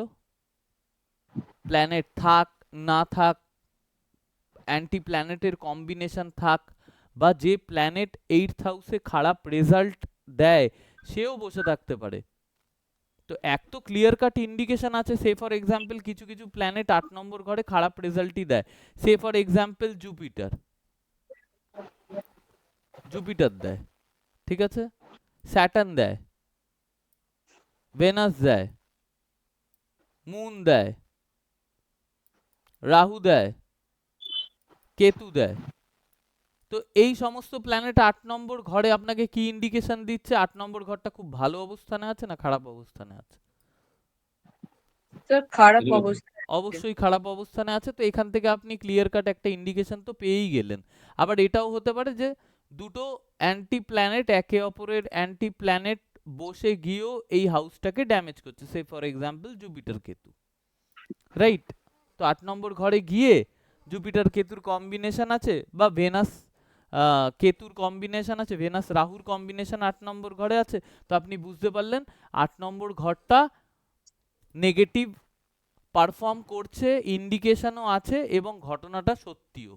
কিন্তু অনেক সময় কি 8th হাউসে কিছু কোনো প্ল্যানেট না থাকা সত্ত্বেও একটা পারসন ধরুন খুব স্ট্রেসড, প্রচন্ড স্ট্রেসড, তাহলেও কি ভাববেন যে 8th হাউস এবার নেগেটিভ পারফর্ম করছে, right or wrong? Clear or not? Clear sir. And secondly, যদি অস্ত্রোপচার হয়, অপারেশনস, এটাও কিন্তু 8th হাউসেরই কীর্তি। যদি অপারেশনস হয়, ফিজিক্যাল লেভেলে অনেক বেশি পেন তাকে ফিল করতে হচ্ছে, সাফারিং অনেক বেশি হচ্ছে, তাহলেও কে দিচ্ছে এটা?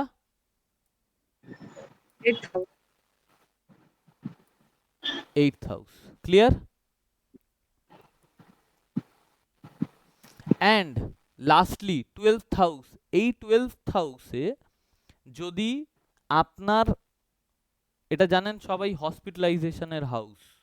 তো তো যদি হসপিটালে অনেক আনাগোনা আপনার হয়ে থাকে, তার মানে কি 12th হাউস ভালোভাবে পারফর্ম করছে আর খারাপভাবে পারফর্ম করছে, নেগেটিভই আছে, তাই না? তবেই না তার হসপিটালাইজেশন হয়েছে। ক্লিয়ার?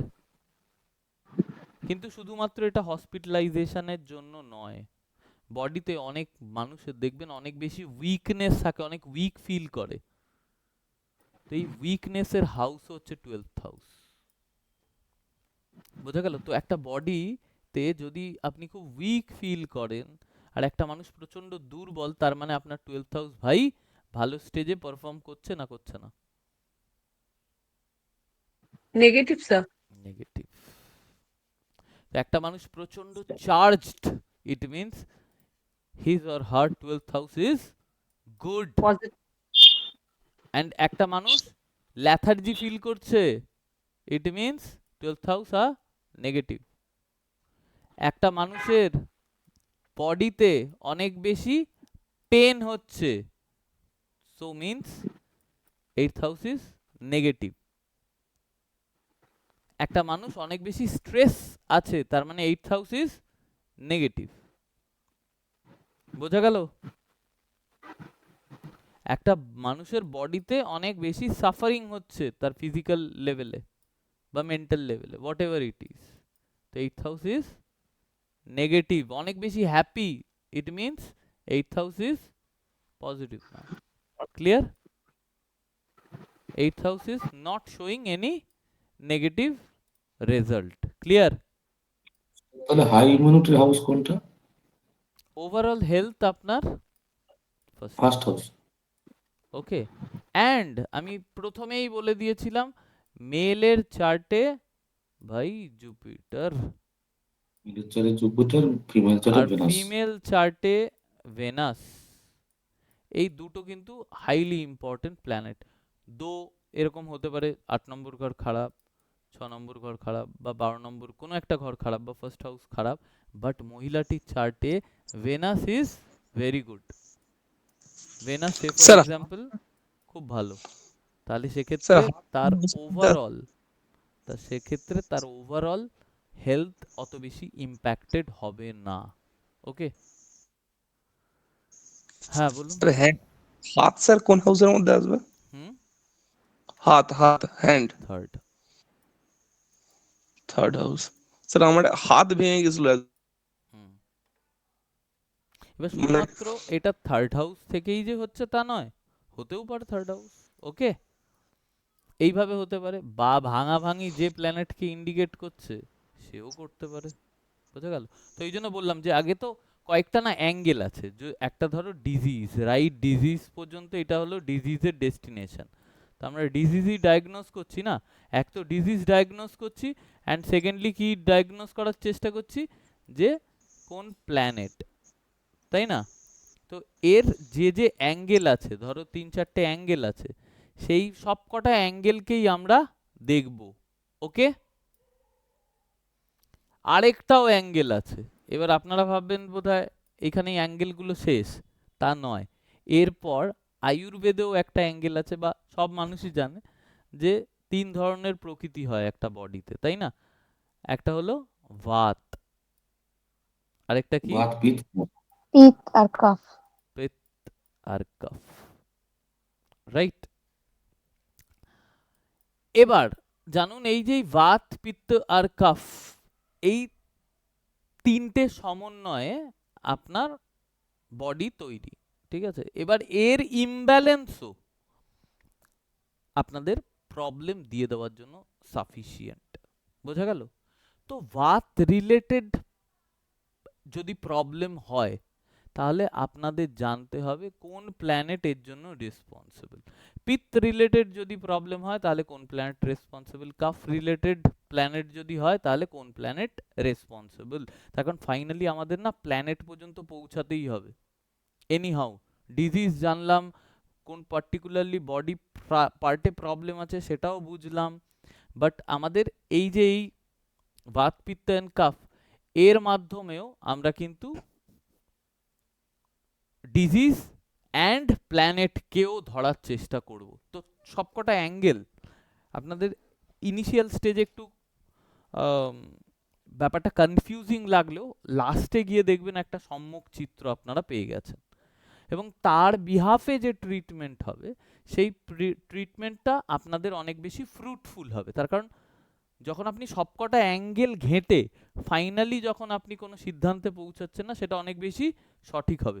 এটা এরকমভাবে ভেবে নিন যে লাইক একটা এক্স-রের বদলে আমি 3টে এক্স-রে করালাম। অনেক সময় করে না ডাক্তার, 3টে এক্স-রে দিয়ে দিল, কেন? তার কারণ সে রোগ ডায়াগনোস করার বা রাইট ডায়াগনোস করার পদ্ধতিতে আছে।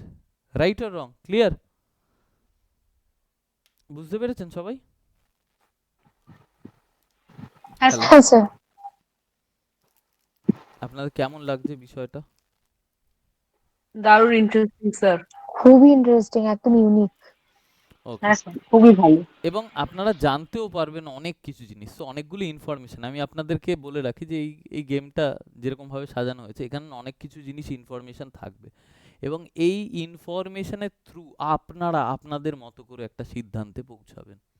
এবং যে যত বেশি এই ইনফরমেশনসগুলোকে নিয়ে কালচার করবে নিজের চার্টে, অন্যদের চার্টে, তো ফাইনালি দেখবেন যে সুন্দরভাবে আপনি এই মেডিকেল অ্যাস্ট্রোলজিটাকে ইমপ্লিমেন্ট করতেও শিখে গেছেন। তবে আমি সবার আগে বলি যে আপনারা নিজেদের হরোস্কোপে এবং নিজের পরিবারের লোকেদের হরোস্কোপের ওপর এই গেমটাকে খেলার চেষ্টা করুন। ফাইনালি যখন নেট রেজাল্টে আসবো, আমি আপনাদেরকে অনেকাংশে কনক্লুড করে দেবো, ঠিক আছে? কিন্তু তারপরেও আমি বলবো যে আপনারা এই পার্টটার উপর যতটা আমি পড়াবো তার উপর আপনাদের রিসার্চটাকে জারি রাখবেন, ঠিক আছে? সো দ্যাট আপনারা, রিসার্চ মিনস হোয়াট, আপনারা ম্যাক্সিমাম হরোস্কোপের ওপরে এই মেডিকেল অ্যাস্ট্রোলজির যে গেমটাকে, এটাকে ইমপ্লিমেন্ট করার চেষ্টা করবেন, সো দ্যাট আপনারা অনেক বেশি বেটার ফর্মে মেডিকেল অ্যাস্ট্রোলজিটাকে যাতে অ্যাডপ্ট করতে পারেন। দ্যাটস ইট, ঠিক আছে? এবার দেখুন, এটা আরো ইন্টারেস্টিং। যেমন আমি আপনাদেরকে একটা ইন্টারেস্টিং গেম দেখালাম যে হাউস অ্যান্ড বডি পার্ট হিসাবে। এটা ইন্টারেস্টিং লাগলো কি না, হাউস অ্যান্ড বডি পার্ট? হ্যাঁ স্যার, প্রচুর ইন্টারেস্টিং হচ্ছে। তো ওই পার্টিকুলার জিনিস ও আপনাকে একটা ক্লিয়ারিটি জেনারেট করে দিল, রাইট? তেমনভাবে আরেকটাও ক্লিয়ারিটি জেনারেট করে কি, একটা পার্টিকুলার প্ল্যানেট যেটা আপনি অটোমেটিকলি হরোস্কোপে দেখে বলে দেবেন যে ওটা খারাপ না ভালো, তার কারণ ওটা তো হাউস ওয়াইজ লেখাই আছে সব কটা, যে মুন ভাই 6, 8, 12তে খারাপ, 10, 11তেও খারাপ। তো মুন রিলেটেড ডিজিজেস কি আছে ওখান থেকেও আমরা একটা পারসেপশন পেয়ে গেলাম, তাই না? তো এই দুটো পারসেপশন হলো। থার্ড পারসেপশন কি হতে পারে? থার্ড পারসেপশন যেটা হয়, ওটা দুটো পারসেপশন। ক্লিয়ার আপনাদের কাছে?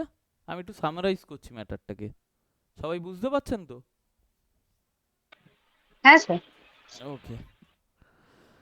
অ্যান্ড থার্ডলি,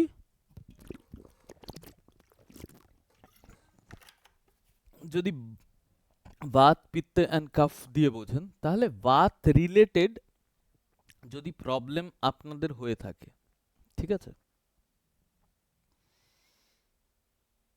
যেমন ধরুন বাত রিলেটেড প্রবলেম মানে হচ্ছে এই বাতের ব্যথা, তো আর্থারাইটিস, তাই না, ব্যথা।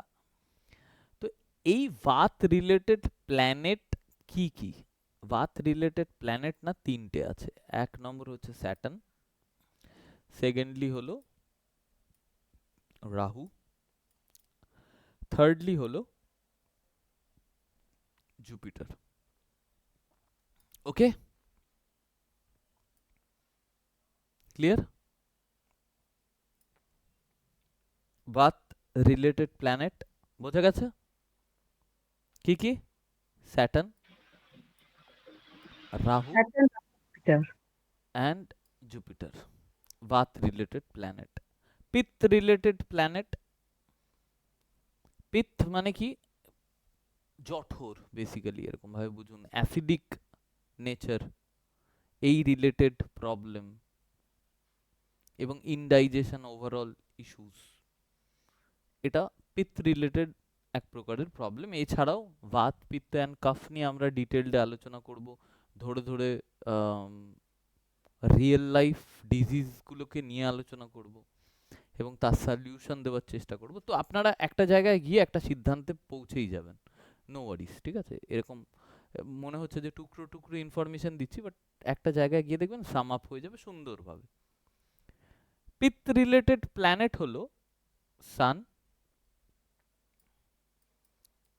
Mars and Ketu. ওকে,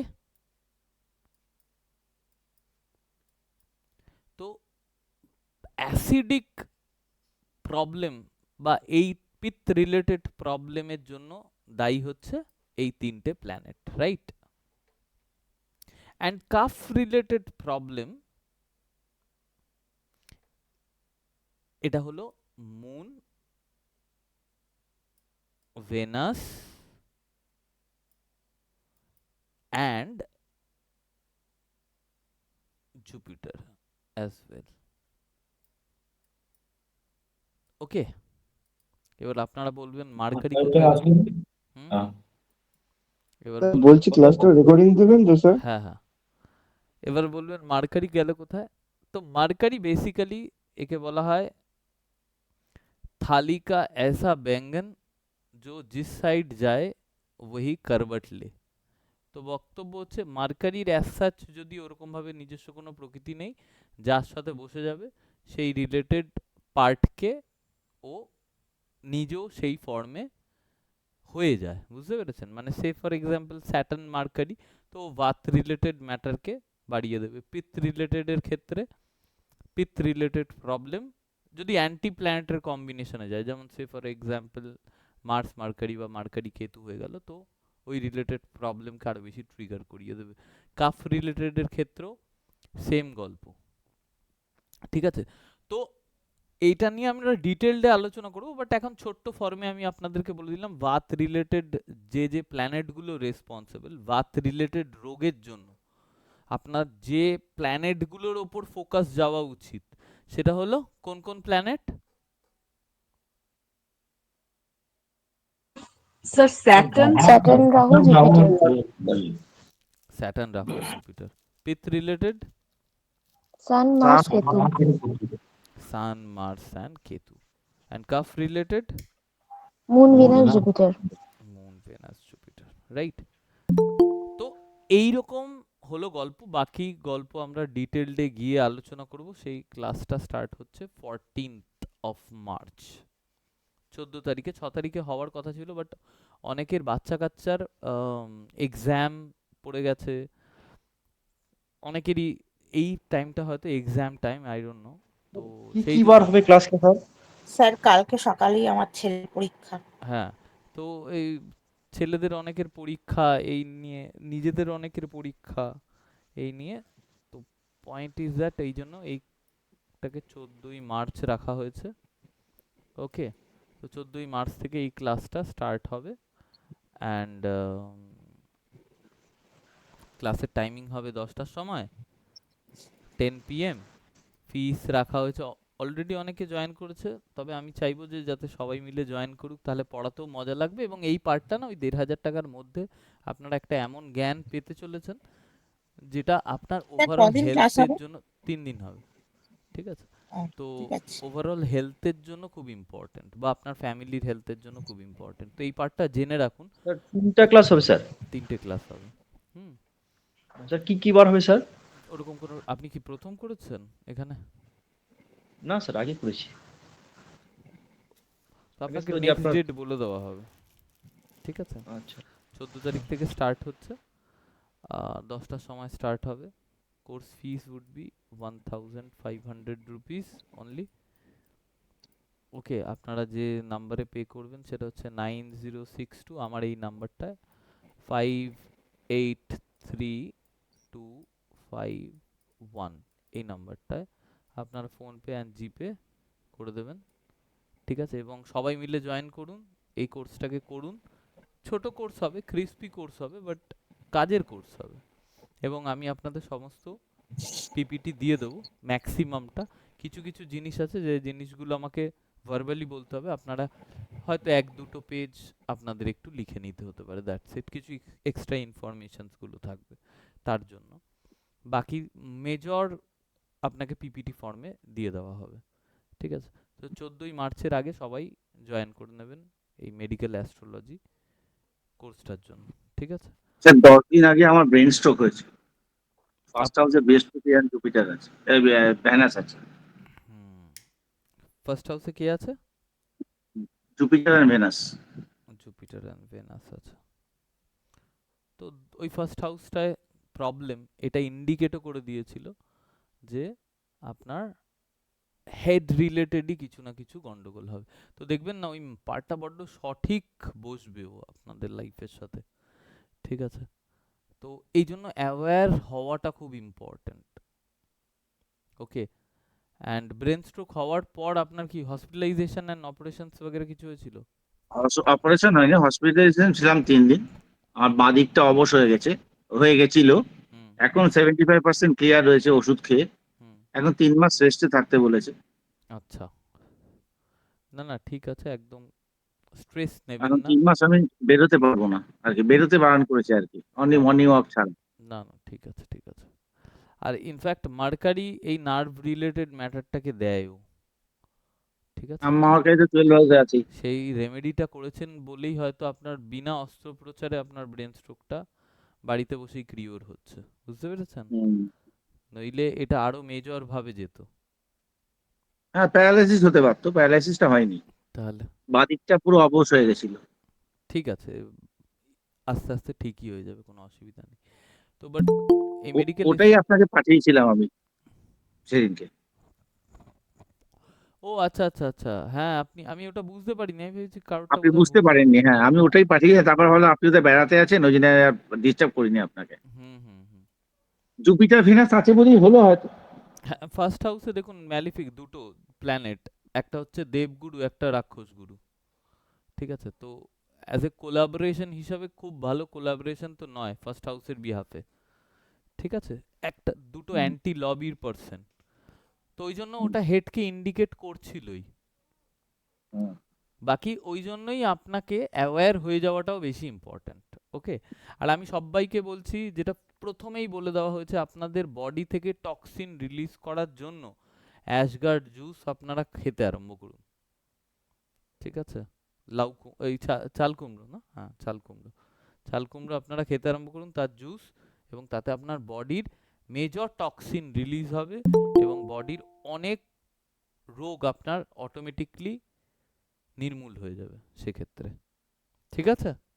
তো চলুন দেখা হবে 14 তারিখে, তার আগে আপনারা জয়েন করে নেবেন। ওকে, চলুন, গুড নাইট। বলছি দাদা আপনার কি লগ্ন?